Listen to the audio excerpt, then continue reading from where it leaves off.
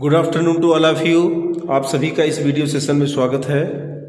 तो बच्चों, grammatical portion के अंतर्गत हम लगातार ग्रामर का अध्ययन कर रहे हैं टेक्स्ट बुक के समापन के उपरांत।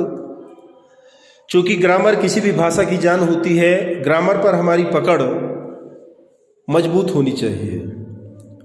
इस नाते वॉइस का रिवीजन माने एक्टिव टू पैसिव ऑलरेडी पहले पढ़ाया जा चुका था, लेकिन उसका एक रिवीजन के क्रम में पुनः वीडियो निर्मित करके मैं आपको देने वाला हूं। समय पर आपको मिलेगा, आप उसमें आनंद से रिवीजन करेंगे तो पैसिव के विषय में किसी प्रकार का कोई संदेह आपको नहीं रहेगा। और कल से यानी बीते हुए कल से मैंने नरेशन भी प्रारंभ किया है।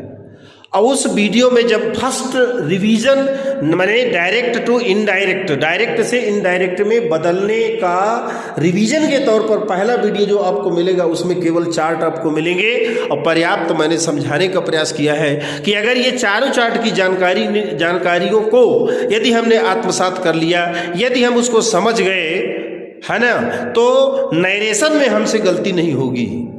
जितने प्रकार भी नरेशन आते हैं बदलने के लिए डायरेक्ट से इनडायरेक्ट में, उनमें वो चारों चार्ट मैंने इसीलिए मतलब जितने रूल्स होते हैं नरेशन बदलने के लिए, चाहे वो आपके सिंपल सेंटेंस की बात हो, चाहे टेंसेज की बात हो, मॉडल वर्ब वाली बात हो, इंपरेटिव, एक्सक्लेमेटरी, ऑप्टेटिव और इंट्रोगेटिव, इतने ही प्रकार के नरेशन में वाक्य आते हैं बदलने के लिए। डायरेक्ट से इनडायरेक्ट में, प्रत्यक्ष से अप्रत्यक्ष कथन में बदलने के लिए आते हैं। उन सभी के मुख्य जो नियम होते हैं वो चार्ट के माध्यम से, जैसे प्रोनाउन किस प्रकार से बदलते हैं, कौन सा प्रोनाउन कहाँ किसके आधार पर बदलता है, एडजेक्टिव, एडवर्ब और टाइम समय सूचक शब्द किस प्रकार से बदलते हैं, एक्सक्लेमेटरी आपका इंपरेटिव और ऑप्टेटिव सेंटेंसेज में सेड या सेड टू को किस में बदलते हैं, बहुत सारी जानकारी उस चार्ट में आपको मिलने वाली है।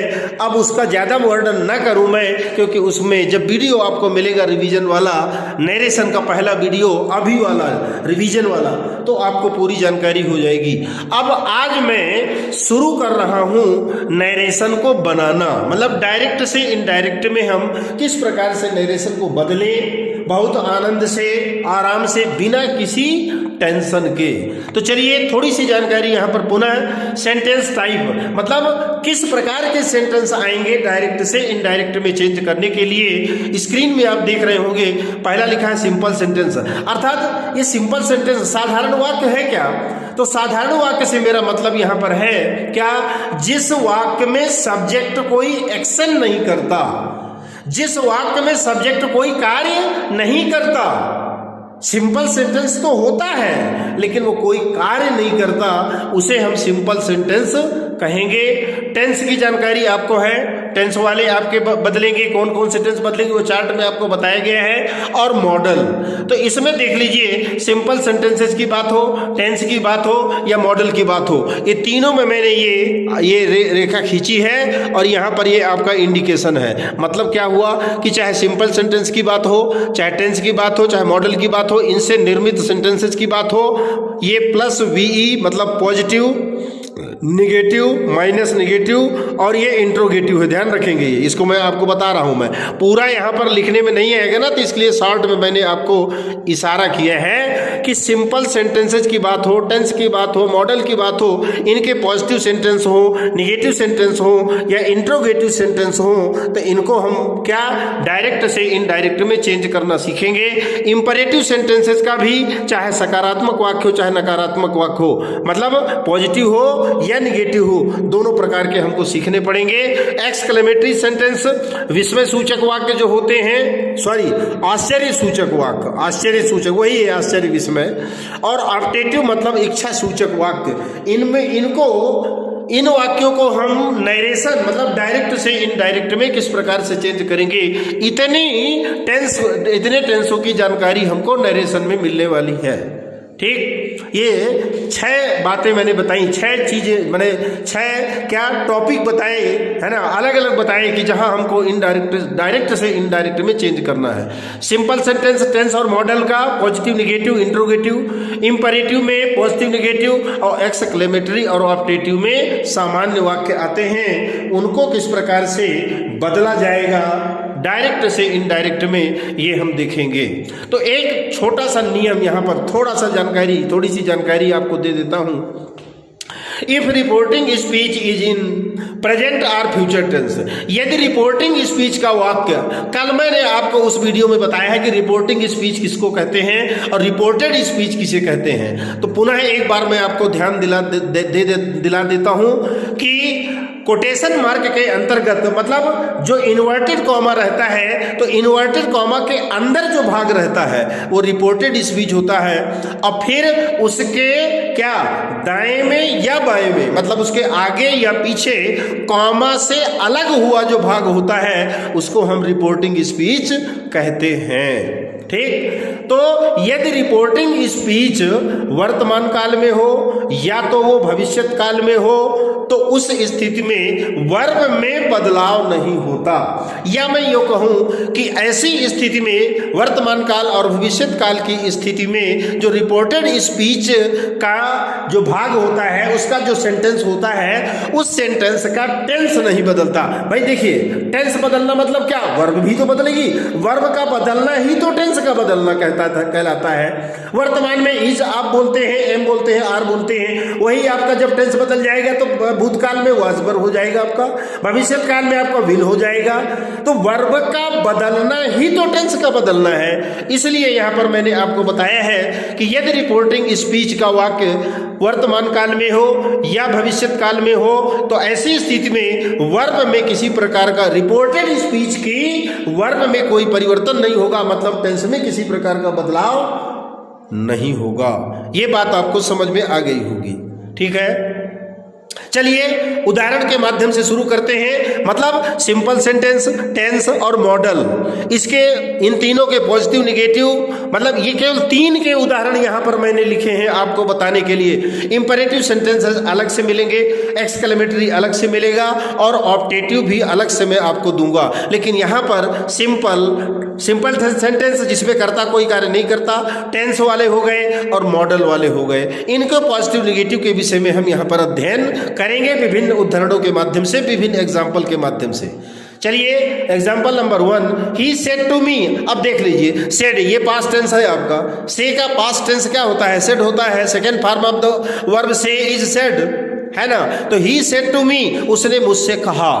ही सेड टू मी, उसने मुझसे कहा, ये तो भूतकालिक है आपका। अब भूतकाल के विषय में उस वीडियो नंबर 1 रिवीजन जो आपका डायरेक्ट इनडायरेक्ट का है, उसमें मैंने आपको बताया है कि जब हमारी रिपोर्टिंग वर्ब पास्ट टेंस में होती है, तो ऐसी स्थिति में रिपोर्टेड स्पीच के सेंटेंस का टेंस, मतलब उसकी भी वर्ब चेंज होती है। तो वो किस प्रकार से चेंज होती है, वो उस वीडियो में मैंने चार्ट के रूप में आपको दिया है कि अगर प्रेजेंट इंडेफिनिट टेंस का वाक्य होगा तो पास्ट इंडेफिनिट बदलेगा, प्रेजेंट कंटिन्यूअस पास्ट कंटिन्यूअस में, प्रेजेंट परफेक्ट पास्ट परफेक्ट में, present perfect continuous past perfect continuous, past indefinite past perfect में, और past continuous past perfect continuous tense में बदलेगा। मतलब इन 6 क्या टेंसों में परिवर्तन होता है, 6 में बदलाव होता है और शेष में कोई परिवर्तन नहीं होता।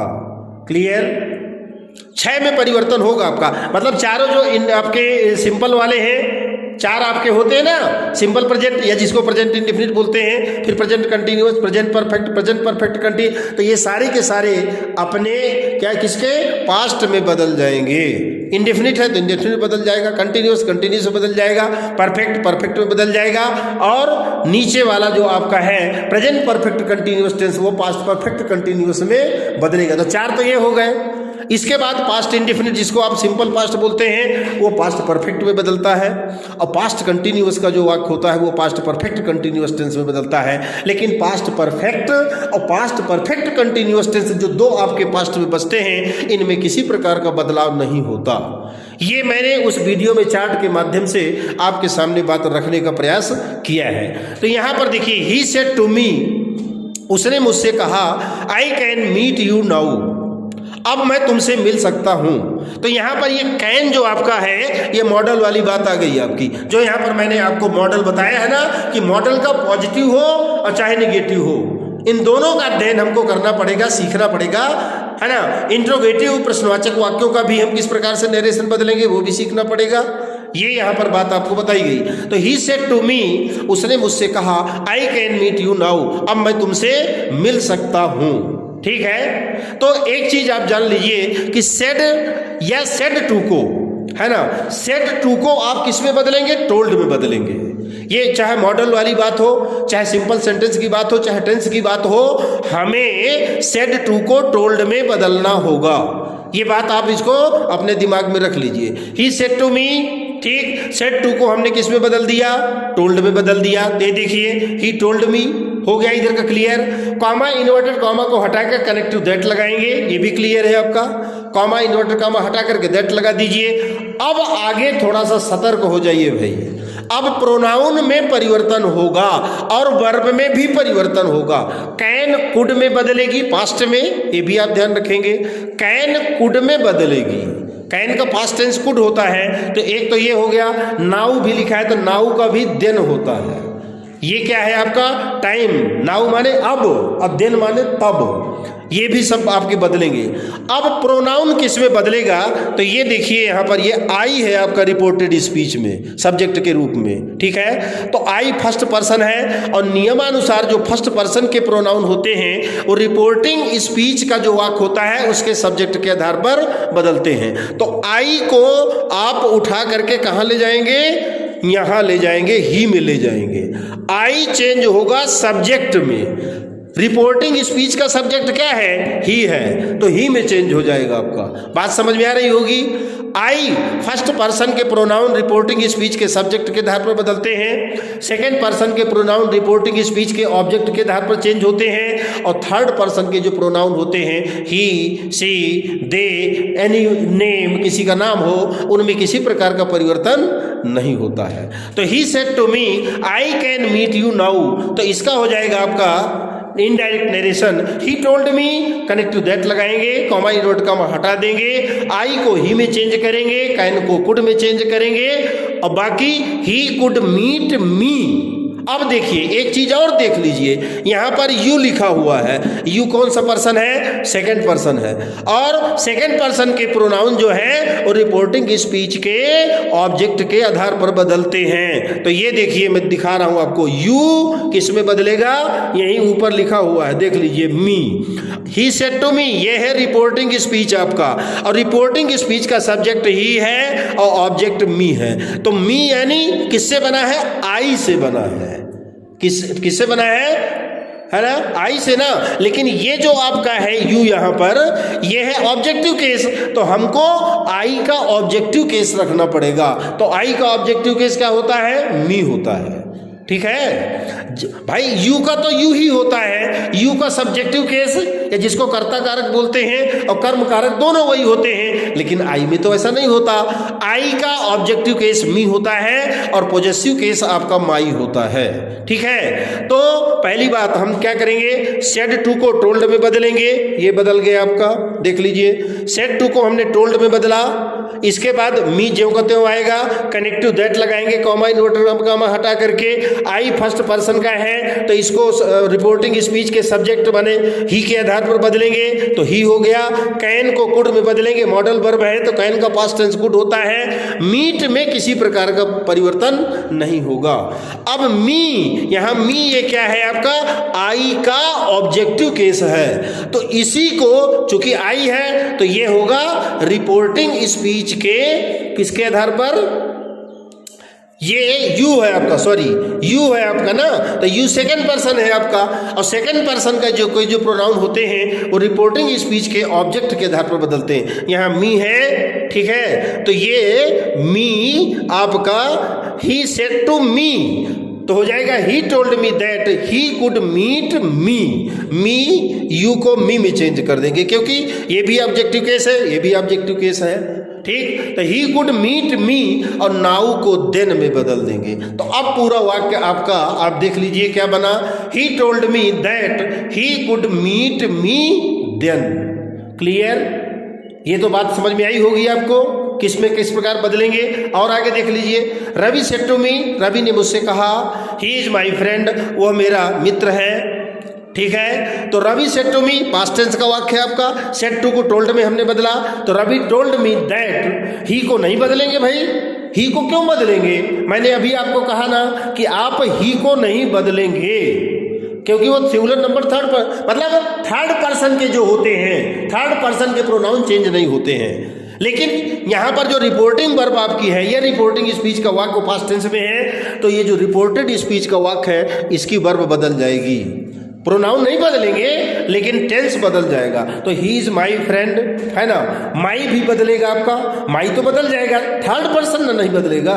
तो ही का ही रहेगा, इज को वाज में बदलेंगे और माई को किस में बदलेंगे? माई तो आपका क्या है, ये माने आई का माई होता है ना। तो हमको मतलब ये क्या है आपका फर्स्ट पर्सन, तो ये आइए रवि में आइए, फर्स्ट पर्सन बदलता है सब्जेक्ट के आधार पर। तो ये यहाँ आया रवि, और रवि यानी ही, रवि यानी ही। अब ही का पॉजेसिव केस हमको रखना पड़ेगा, तो ही का पॉजेसिव केस ही जो होता है। ठीक है, ही सब्जेक्टिव केस है, हिम ऑब्जेक्टिव केस है, और हिज जो आपका है ये पॉजेसिव केस है। तो माई को हिज में बदलेंगे। तो Ravi told me that he was his friend. ठीक है, ये आपका वाक्य बन गया। प्रैक्टिस, प्रैक्टिस बहुत जरूरी है भाई। नियम कानून सीखने के बाद भी यदि हम अभ्यास नहीं करेंगे तो आनंद नहीं आएगा और नहीं बना पाएंगे। Ravi said to me he is my friend, Ravi told me that he was his friend. चलिए तीसरे नंबर में चलते हैं। Ram says to me, Ram मुझसे कहता है। अब यहां पर थोड़ा सा मैंने बदल दिया आपको, क्यों? मैंने बताया था नियम में कि अगर रिपोर्टिंग स्पीच की वर्ब प्रेजेंट टेंस में है या फ्यूचर टेंस में है तो ऐसी स्थिति में है ना क्या होगा आपका, रिपोर्टेड स्पीच के सेंटेंस का टेंस नहीं बदलेगा, केवल प्रोनाउन आपके बदलेंगे।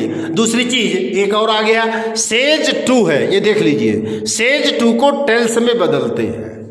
सेज टू को किस में बदलते हैं? टेल्स में। और से को किस में, से टू को किस में बदलेंगे? टेल में बदलेंगे। भाई यहां पर एस लगा है तो यहां भी लग जाएगा आपका, सेज टू तो टेल्स हो जाएगा आपका। ठीक, अगर केवल से होगा क्योंकि कर्ता आपका क्या होगा, सिंगुलर नंबर थर्ड पर्सन के अलावा कोई होगा ना, तो वहां पर फिर टेल होगा आपका, ये भी ध्यान रखेंगे।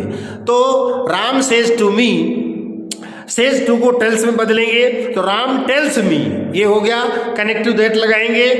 इसके बाद ही तो ही रहेगा, ही इज माई बदल जाएगा। माई, माई क्या है आपका, ये जो है आई का पॉजेसिव केस है लेकिन है फर्स्ट पर्सन। तो फर्स्ट पर्सन का जानते हैं कहां जाएगा, सब्जेक्ट में जाएगा राम। तो राम यानी ही, तो इसका पॉजेसिव केस ही जो होता है, ही का पॉजेसिव केस। राम के लिए किस प्रोनाउन का प्रयोग करेंगे आप?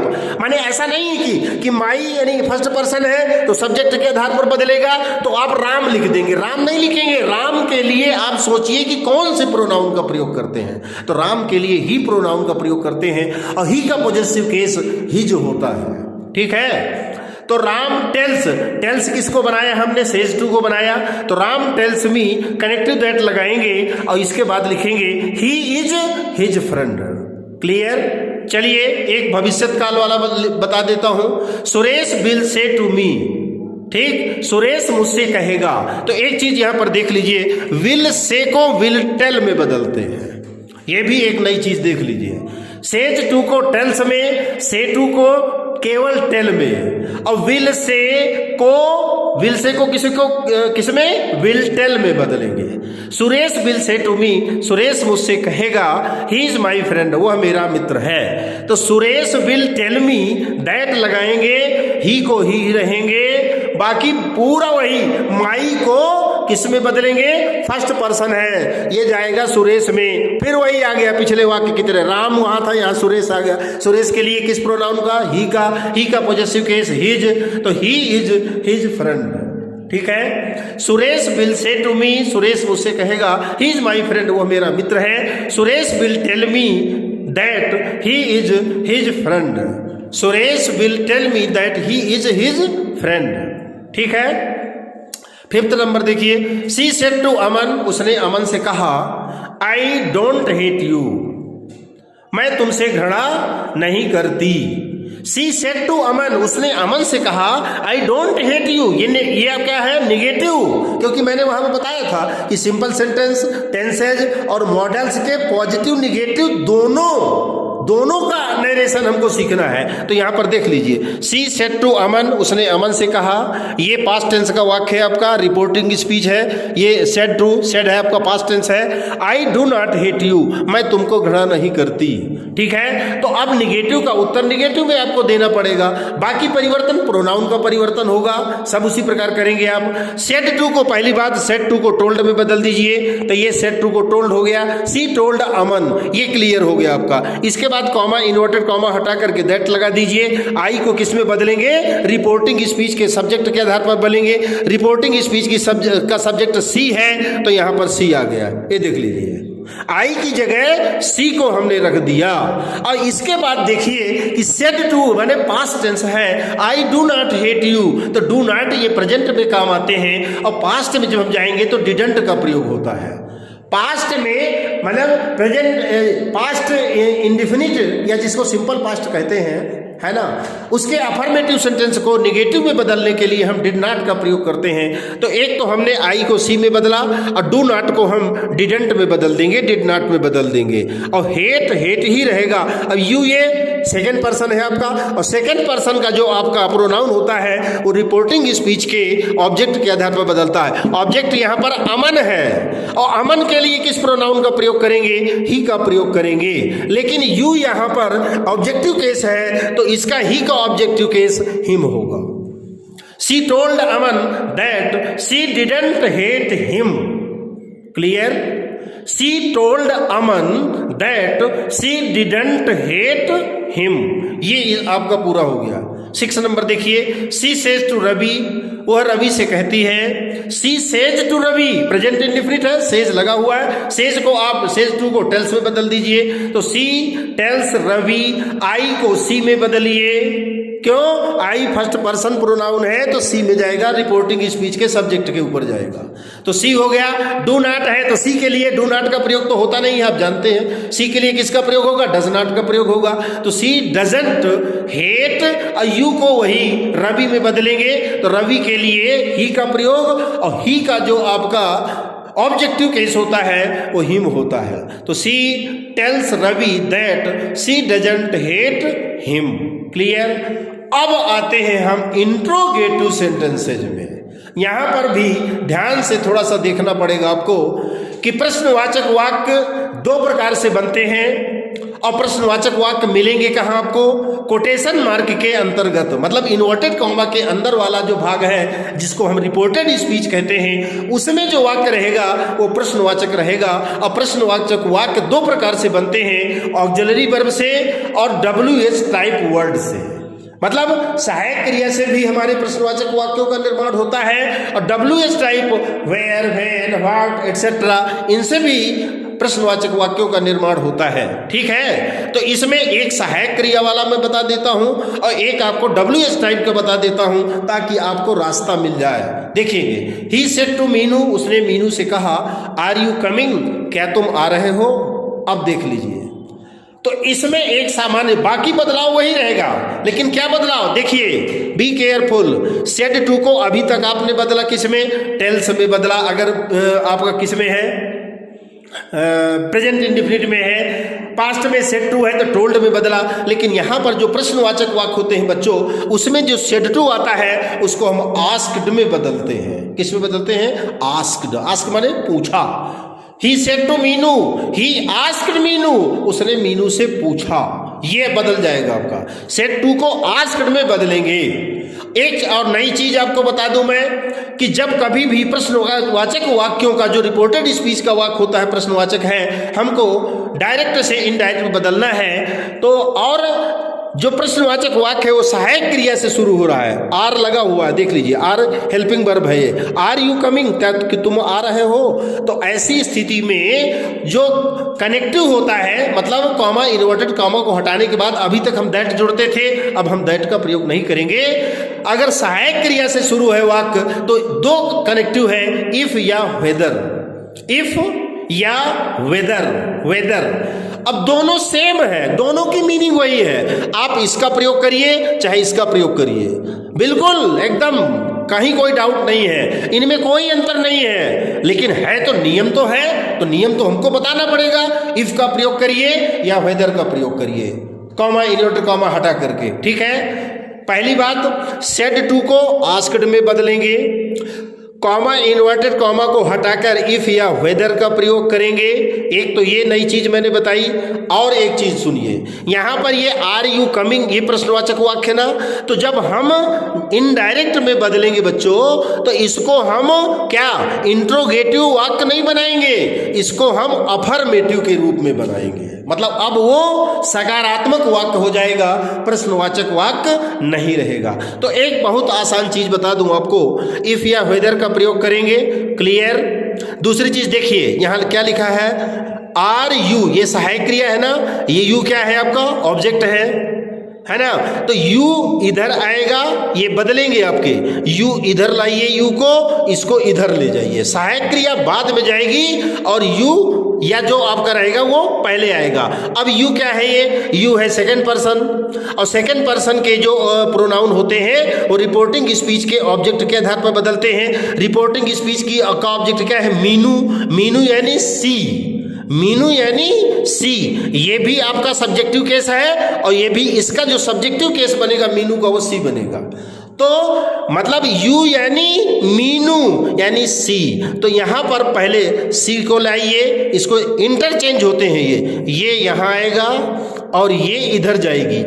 तो अब हम जानते हैं कि ये पास्ट टेंस का वाक्य है, तो ये भी पास्ट में बदलेगा, तो यहां पर आर है तो सी, जब यू सी में बदलेगा तो उसके लिए वाज का प्रयोग होगा। समझ में बात आई ना, मतलब पहली बात तो कनेक्टिव, पहली बात यहां से सेट टू को आस्क्ड में बदलिए, कॉमा इन्वर्टेड कॉमा को हटाकर इफ या वेदर में से किसी एक का प्रयोग करिए।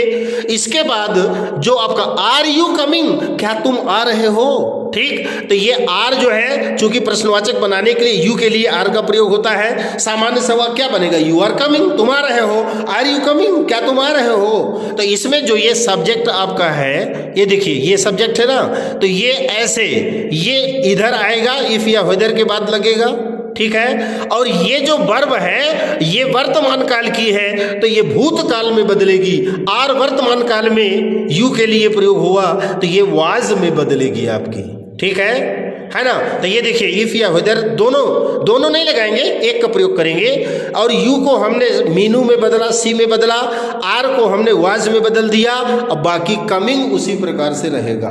तो अब देखिए वाक्य आपका तैयार हो गया, क्या बना, ही आस्क्ड मीनू, उसने मीनू से पूछा, इफ या वेदर दोनों में से किसी एक का प्रयोग करिए, सी वाज कमिंग, ठीक है। तो ये तो हुआ आपका सहायक क्रिया वाला, ठीक है। अब WH टाइप का एक बता देता हूं, देख लीजिए, he said comma inverter comma, what are you doing today, आज आप क्या कर रहे हैं, what are you doing today, आज आप क्या कर रहे हैं। तो सेड, अब देखेंगे, अब आप कहेंगे कि यहाँ पर सेड के बाद टू मी या ऐसा कुछ नहीं है, तो एक चीज और आप बता दूं आपको मैं कि यहाँ पर नहीं है, कुछ आगे नहीं है ना ऑब्जेक्ट के रूप में, आप मान लीजिए, जब ना हो तो मान लीजिए, ही सेड उसने कहा, किससे कहा, मुझसे कहा, ऐसा मान लीजिए, अंडरस्टूड है वो, आप मान लीजिए, ही सेड टू मी, कुछ नहीं है तो आप ऐसा मान लीजिए, ही सेड टू मी, उसने मुझसे कहा, what are you doing today, आज तुम क्या कर रहे हो, ठीक है। तो सेड या सेड टू दोनों को बताया हूं मैं, आस्क्ड में बदलेंगे, इंट्रोगेटिव में बता रहा हूं मैं, तो ही आस्क्ड।